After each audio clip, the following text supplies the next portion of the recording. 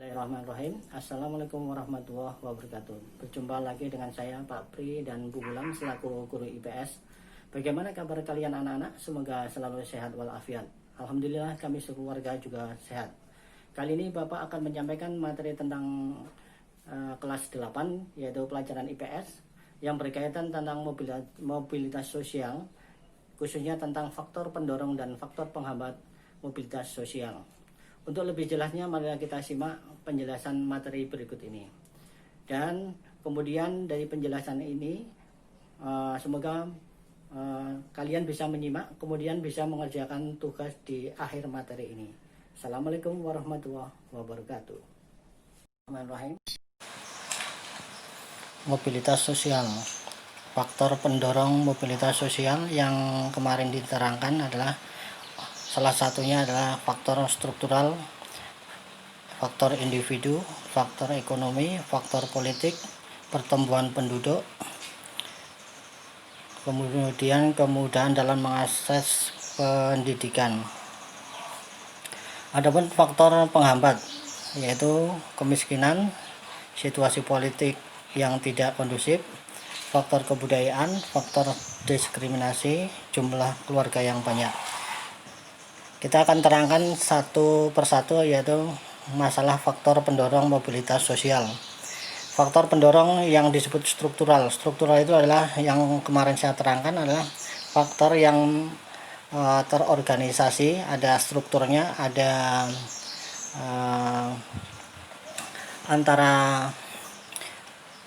bawahan dan atasan, itu biasanya disebut dengan faktor struktural.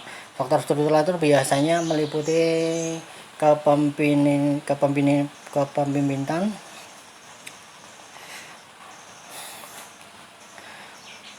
yang terorganisasi. Jadi adapun faktor pendorong yang struktural ini biasanya seorang pemimpin bisa melakukan atau menyuruh atau untuk mendorong supaya terjadinya mobilitas sosial. Salah satunya contoh misalkan di suatu desa, di kelurahan yang faktor penduduknya di mayoritas di kampung itu adalah miskin, kemudian dari Pemda setempat mengajukan permohonan kepada kelurahan tersebut untuk mengajukan perpindahan ataupun mobilitas sosial yaitu dalam bentuk transmigrasi. Ini salah satu faktor struktural yaitu kepemimpinan mempengaruhi dari faktor pendorong itu. Kemudian faktor individu. Faktor individu itu bisa diikutkan dalam faktor pendorong karena keinginan manusia itu untuk berbuat yang lebih baik, untuk tujuan yang lebih baik, untuk kemapanan hidup secara individu maupun keluarga.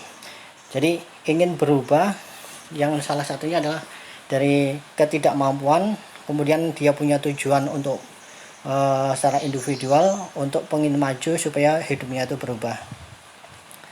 Kemudian yang faktor ekonomi. Faktor ekonomi adalah pendorong salah satu mobilitas sosial yang bisa secara ekonomi karena suatu keluarga, misalkan contoh suatu keluarga yang tidak ada kemampuan secara finansial maupun ekonomi, dia berkeinginan untuk mensejahterakan keluarganya secara ekonomi, maka faktor ini bisa dikategorikan sebagai salah satu faktor pendorong yaitu mobilitas sosial secara ekonomi, supaya ekonominya menjadi lebih meningkat dengan dia mau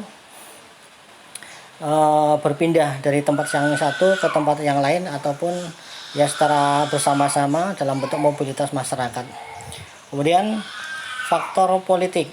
Faktor politik ini bisa menentukan salah satu pendorong juga, yaitu salah satunya dengan politik yang baik, dengan kepemimpinan politik yang bagus, maka suatu negara bisa mendorong suatu daerah tertentu ke daerah yang lain supaya ada pemerataan dalam segi pembangunan ataupun pemerataan dari segi ekonomi ataupun pemerataan dari segi jumlah pemerataan penduduk. Kemudian yang berikutnya adalah faktor pertumbuhan penduduk.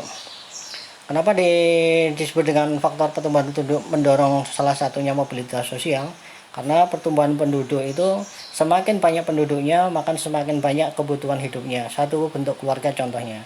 Salah satu misalkan dari keluarga, dari seorang keluarga cuma 2 orang, kemudian menjadi 3 orang, maka untuk kebutuhan hidupnya ini menjadi akan bertambah. Nah, pertumbuhan penduduk ini bisa mendorong mobilitas sosial karena berkeinginan untuk bisa memenuhi kebutuhan hidupnya secara keluarga maupun organisasi maupun kelompok supaya hidupnya lebih mapan. Kemudian faktor pendorong kemudahan dalam mengakses pendidikan. Faktor kemudahan dalam mengakses pendidikan tidak terlepas dari kemudahan dari teknologi yang bisa mengakses ke dunia maya secara global keseluruhan. Ini menjadikan keinginan-keinginan tertentu itu menjadi lebih mudah dan lebih dapat dilihat atau diakses secara mudah. Itu salah satu pendorong dari berbagai macam faktor pendorong mobilitas sosial. Kemudian mobilitas sosial sebagai faktor penghambat. Penghambat dalam mobilitas sosial salah satunya adalah contohnya kemiskinan. Kenapa kemiskinan menghambat suatu mobilitas sosial? Sebagai contohnya, karena faktor ekonomi maupun faktor kesejahteraan di seseorang ataupun keluarga ataupun masyarakat, maka dengan kemiskinan itu dia tidak punya biaya untuk tujuan dari tempat satu ke tempat lain atau menuju perpindahan. Salah satunya misalkan untuk urbanisasi ataupun transmigrasi.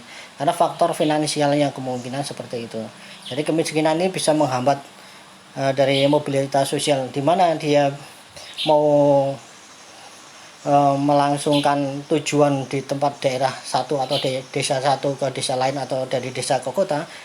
Faktor kemiskinan ini tidak akan bisa berjalan karena didukung oleh faktor yang namanya finansial tadi. Mana mungkin orang miskin bisa mencapai tujuan untuk mobilitas sosial karena faktor ekonomi tadi.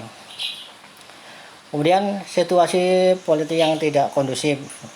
Faktor penghambat ini biasanya situasi politik yang tidak kondusif ini biasanya disebabkan oleh faktor dari segi pemerintahannya juga atau faktor suatu negara yang gejolak politiknya tidak menentu. Misalkan terjadi huru-hara atau terjadi peperangan, maka di dalam keadaan seperti itu tidak dimungkinkan suatu masyarakat atau individu ataupun organisasi itu bisa melaksanakan perpindahan dengan asumsi bahwa faktor keamanan itu akan menghambat dari kegiatan untuk perpindahan itu sendiri.